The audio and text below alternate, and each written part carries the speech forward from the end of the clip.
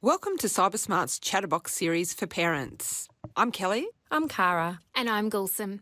We've all been teachers in Australian schools and are now education advisors for the Cybersmart educational program. Cybersmart Chatterbox has been designed to help parents help their children and whole families to find out how to be cybersmart and to use the internet safely. You can join the conversation and forum by following the link below.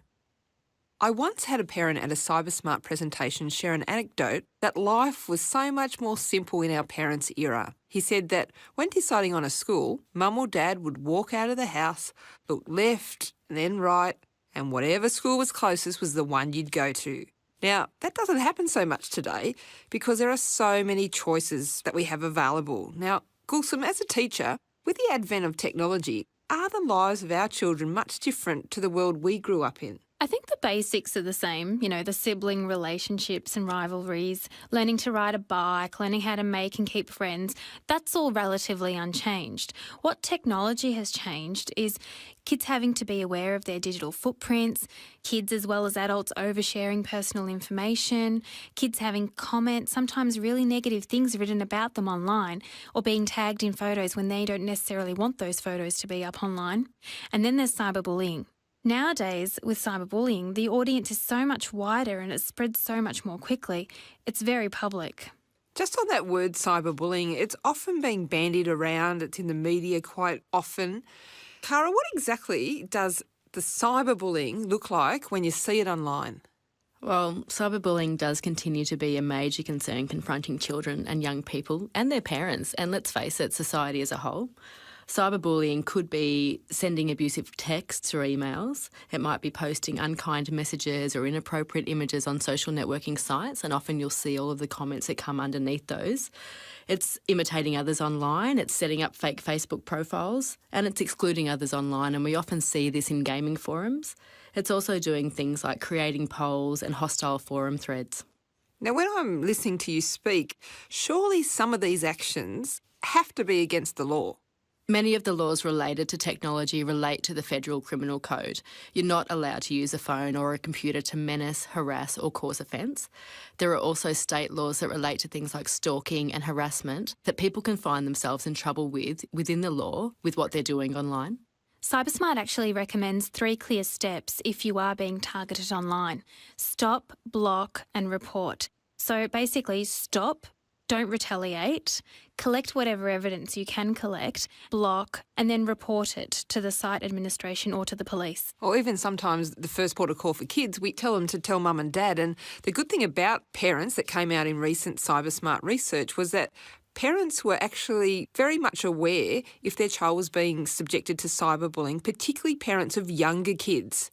But the greatest disparity that was found is in the awareness and experience with parents of 16 to 17-year-olds, and that followed then with parents of 14 to 15-year-olds. Now, why do you think teenagers start moving away from parents and parents not being as engaged with what their kids are doing once they hit these marks of, 14, 15, 16 and 17? Look, as a parent, you know your kids best, and you will often be the people that identify changes in behaviour. It's one of the reasons why you actually need to start talking to your kids early. In our Cybersmart presentations, we've had parents ask some of our trainers, what happens if you get told or you get the phone call that your child is the one who's actually doing the cyberbullying to other kids?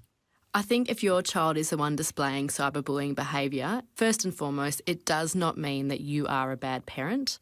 I definitely think that traditional punishment such as grounding or not allowing someone to leave the house, that doesn't necessarily work. You need to make it clear to your child that the behaviour is unacceptable, and this is one of the important things. Kids like boundaries and they need to know the limits. They need to know what is acceptable to you and what isn't.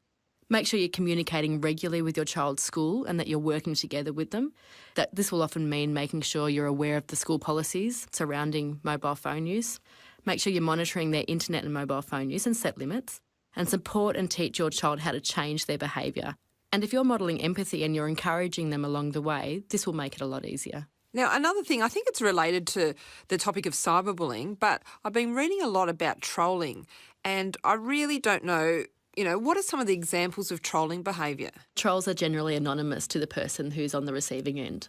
Trolling is basically when a user deliberately writes awful things in an online public forum, just wanting to get a bit of a reaction and a rise out of others. So an example of this has been in Queensland, a guy has gone onto the Rest in Peace tribute page for a teenager and has put some really nasty comments and photos on this page. Now, this guy actually went to court and received some jail time for his behaviour. So if your child revealed to you that they were getting these sorts of messages, as a parent, what advice would you give to your child? It's like a lot of things on the internet. As hard as it is, it's actually important not to respond to nasty and offensive comments. You've got to take the power away by blocking the troll and then also reporting them to the site administrators.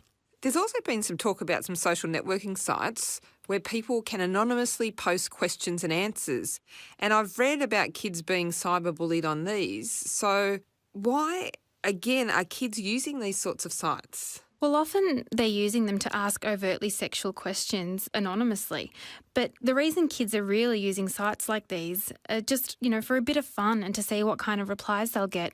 Sometimes kids are actually fishing for validation, asking questions like, do you like my latest pic? Do I look fat in this? And what they really want is a respondent to say, no, you're perfect. Yeah, one of the things that I think is important to discuss when you have conversations with kids about these types of websites is, again, the real world test.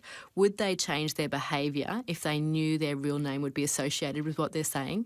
Yeah, and I think just with these conversations around cyberbullying and trolling and these anonymous sites, if you strip away all the technology jargon, what we're really talking about is respectful communication, the same expectations of being nice to one another that we've always had, treating others the way that you would want to be treated.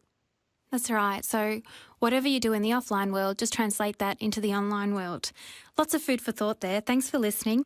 For more information on these issues or for tips on how to start these conversations with your children, visit the Cybersmart website, www.cybersmart.gov.au.